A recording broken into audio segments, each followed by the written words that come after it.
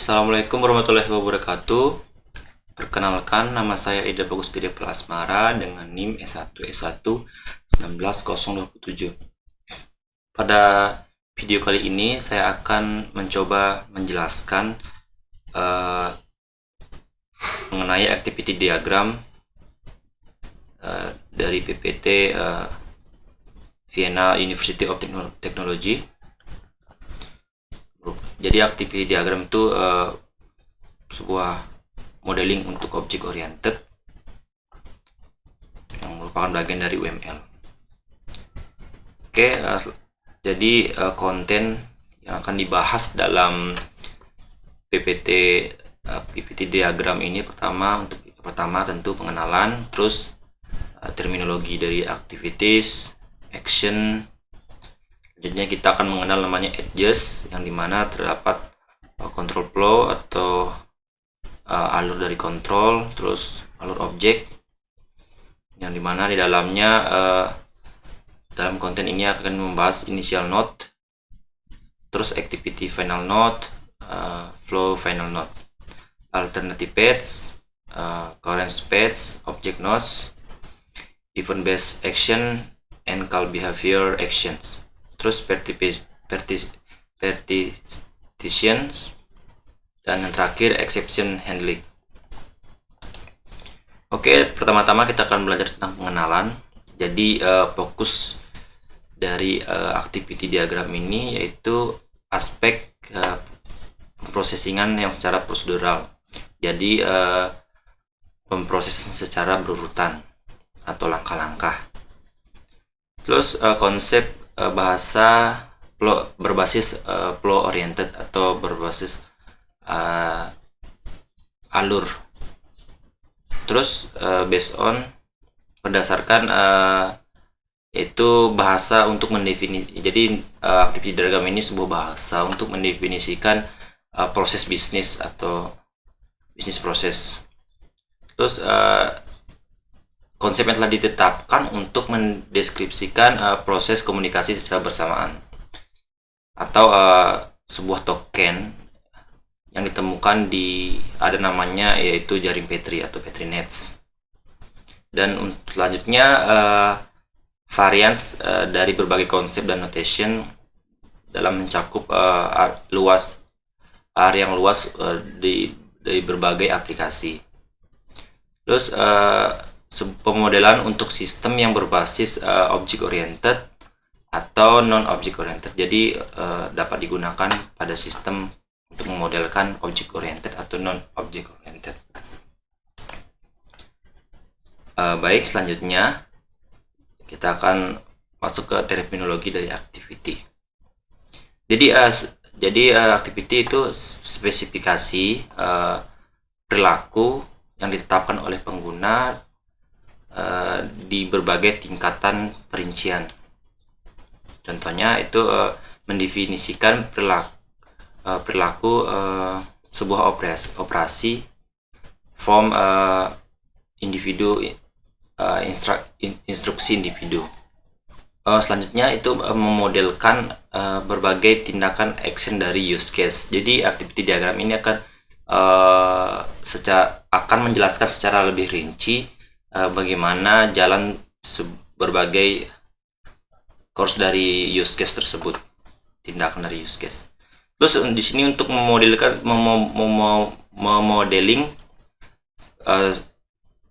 sebuah fungsi dari proses bisnis tersebut. Jadi activity diagram ini merupakan grafik berarah atau direct graph, yang dimana di dalamnya ada nodes dan edges. Dimana nodes itu terdapat sebuah action, berbagai aksi dan activities. Di sini selanjutnya edges itu untuk mengontrol dan objek berarah. Terus selanjutnya activity diagram itu untuk mengontrol flow atau objek flow didefinisikan untuk dieksekusi. Selanjutnya di sini yang sifatnya opsional yaitu parameter pre atau sebelum dan sesudah kondisi. Di sini ada, bisa kita lihat pada contoh kali ini. Di sini ada input parameternya. Jadi yang bentuk yang ini yaitu nodes, yang tanda panah ini dinama edge. Terus yang opsional tadi input parameternya. Jadi inputnya terus akan masuk ke nodes, edges-nya akan mengarahkan ke output dari parameternya. Selanjutnya kita akan bahas terminologi dari action. Sebuah elemen basic untuk menspesifikasikan perilaku yang ditentukan oleh pengguna. Selanjutnya action itu bersifat atomik tapi dapat dibatalkan. Terus tidak ada aturan khusus untuk mendeskripsikan sebuah action atau aksi. Terus didefinisikan dalam bahasa alami atau dalam bahasa manusia atau di berbagai bahasa pemrograman. Terus nilai proses input itu untuk memproduksi sebuah nilai dari value dari action tersebut. Terus notasi spesial untuk dari berbagai tipe action yang telah ditentukan. Yang paling penting yang pertama ada event based action berdasarkan kejadian, action yang berdasarkan kejadian, terus action yang perilaku panggil atau action yang berdasarkan perilaku panggilan. Terus terminologi dari edges yaitu untuk mengkoneksikan activities dan action satu sama lain. Terus edges juga untuk mengekspresikan urutan eksekusi.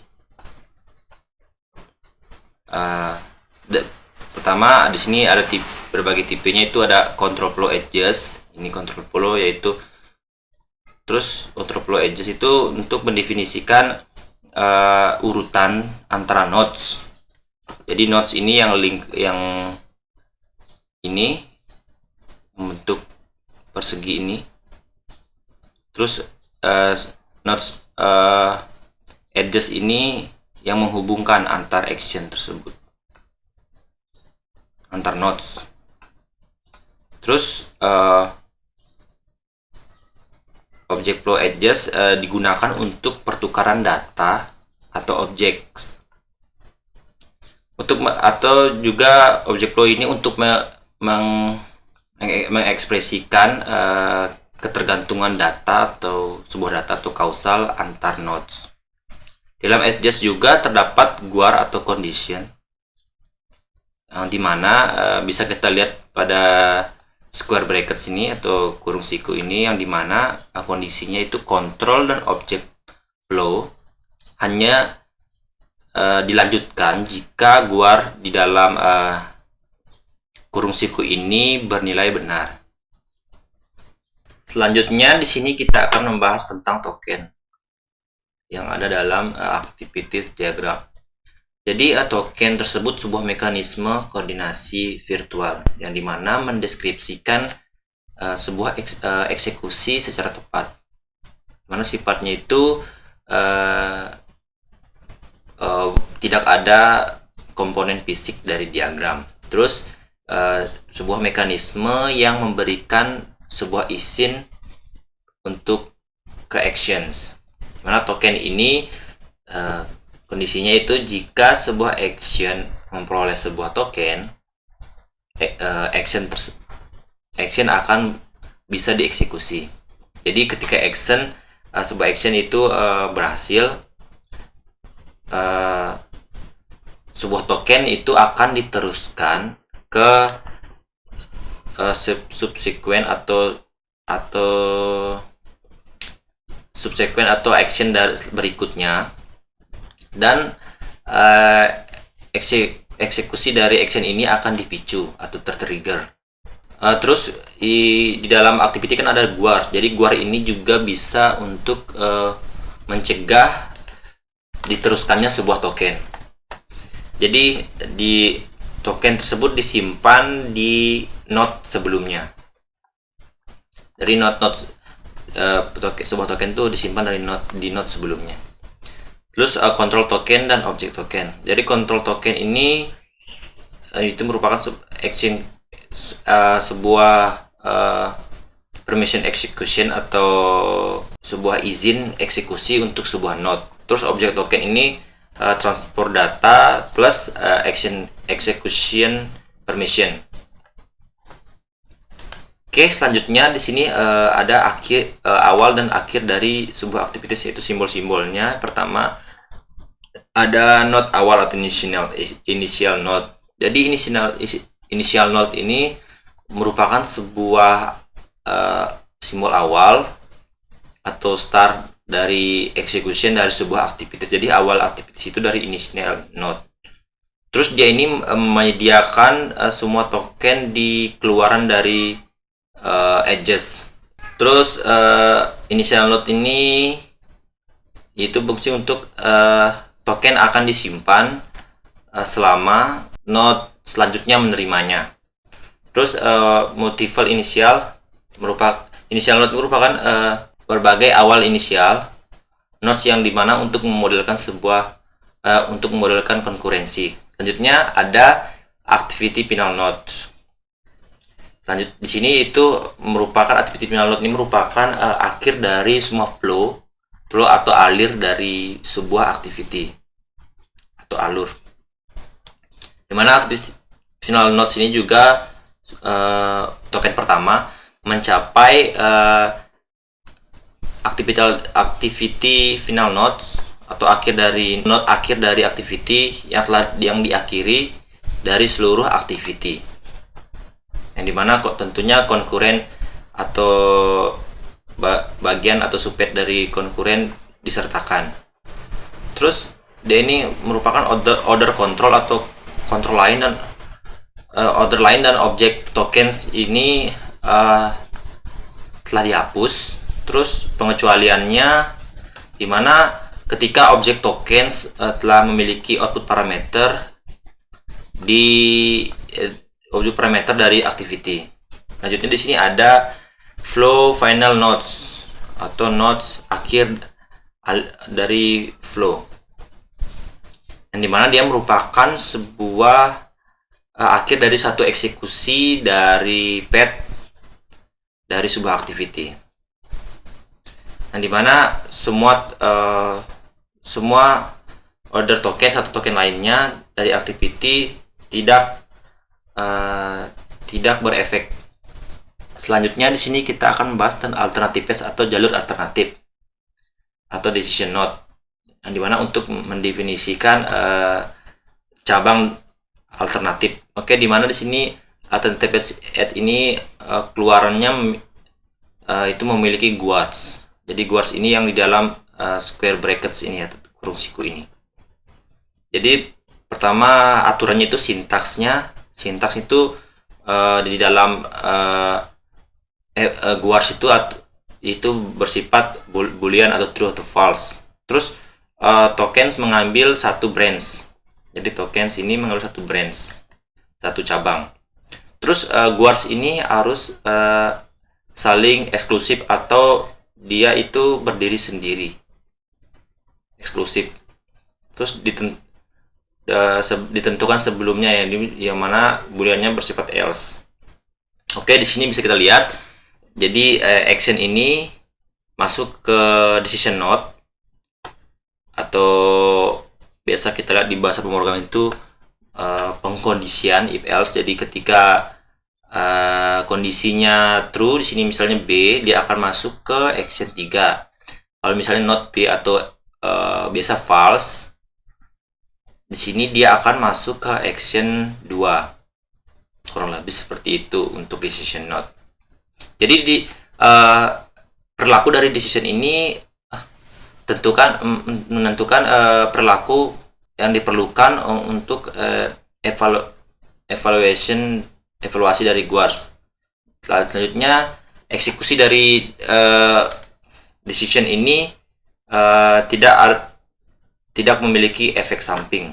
Oke, selanjutnya di sini kita akan membahas bagian dari alternative path, yaitu merge node atau node yang untuk merging atau menggabungkan sebuah node. Jadi merge node ini berfungsi untuk menyatukan berbagai alternatif jalur menjadi satu.